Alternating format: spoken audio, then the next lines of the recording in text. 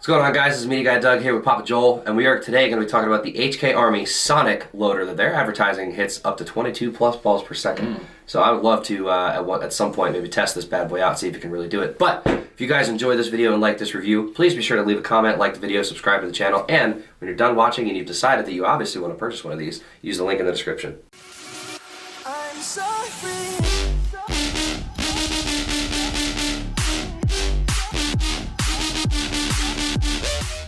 Alright guys, so I'm excited to look into this thing. I'm going to just pick the top one here and we'll scoop this guy off out of view. So box opens like a this, super easy. Get her out of here, we'll shove that bad boy off to the side.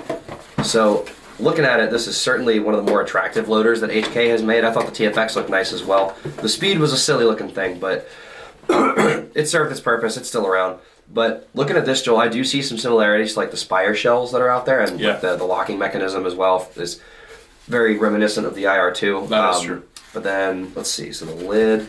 Something to note, guys, is it's super lightweight. Yeah, there is no battery, but like it only takes one 9-volt. There's genuinely nothing to this. Like, it's very lightweight.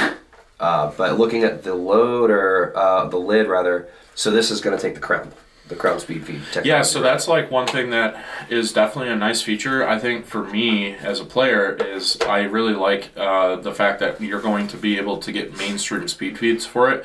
So like the Evo Pro speed feed from HK, the Virtue Crown speed feeds, the SFR speed feeds from Virtue, the Bunkerkings NTR speed feed, all of those. You got a ton of options that'll fit on this. Correct. So that's a really nice feature of, I think this is the only HK loader that has that feature, so that's really nice. 100%. Yeah. Joel, what are the colors as well while I'm thinking of it?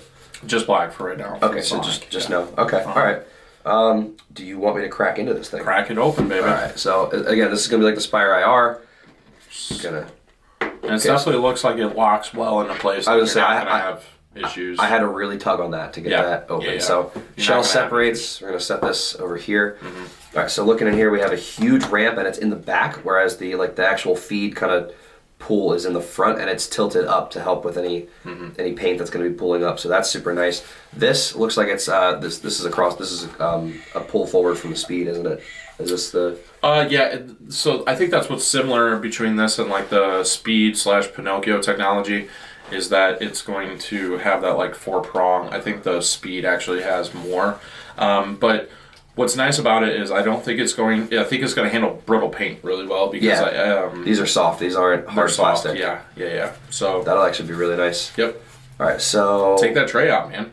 So it says push tray forward from within the bowl. So if okay, cool. That was easy. Yep. So nothing in here. So Joel's gonna love pointing this out.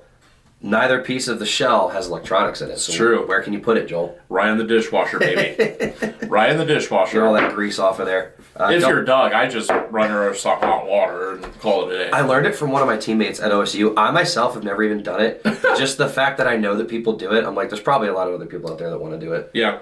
So you can put it in the dishwasher if you want. There you go. So looking at it, underneath here, so this is going to be your motor up front, and what makes everything move. Yep, and it goes 9-volt operation, guys, so it is going to take 2 9-volts in the back. 2 or just 1? No, I think it's just 1.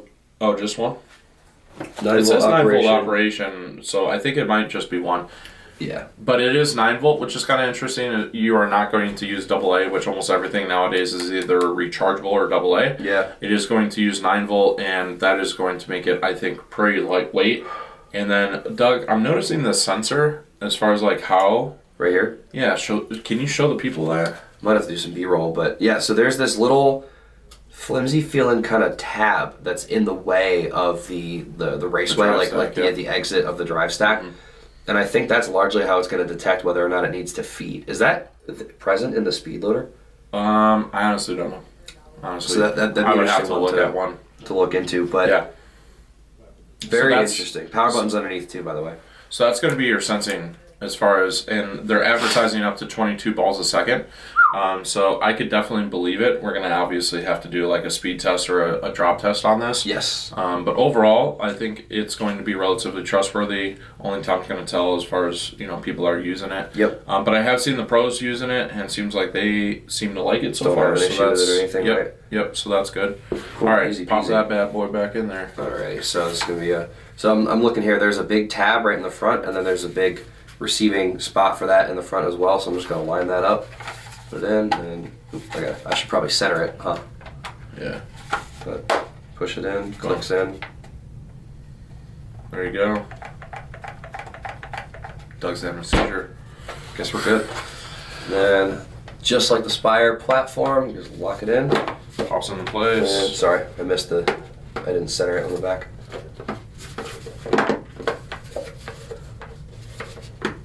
So part of it being hard to disassemble means it also has really tight tolerances for putting it back together. There you go, so now it clicks.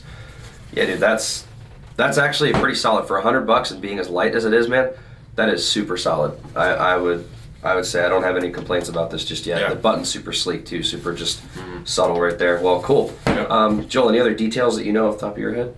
No, not really. I mean, for $99.95, I think it's definitely worth giving it a go. For higher rates of fire, I think where this might apply is for those people that aren't shooting directly NXL, maybe those mech players. I think that this might actually be like a really good option for mech. And I'm really curious to see as time goes on to see how people like these. But for $99.95, you're in the same price point as the LTR as well as the Spire IR2, and I think that it's definitely a strong competitor between those two other loaders. Awesome, Joel. Honestly, I agree. So yeah, if you guys like this video, definitely leave a like, drop us a comment, let us know what you thought. If you're using it, please tell us your experience. I'm very curious to know. Yep. But if you are just coming in and you want to purchase one of these things from Punishers, use the link in the description, and we'll catch you in the next video. See you guys. I'm so free.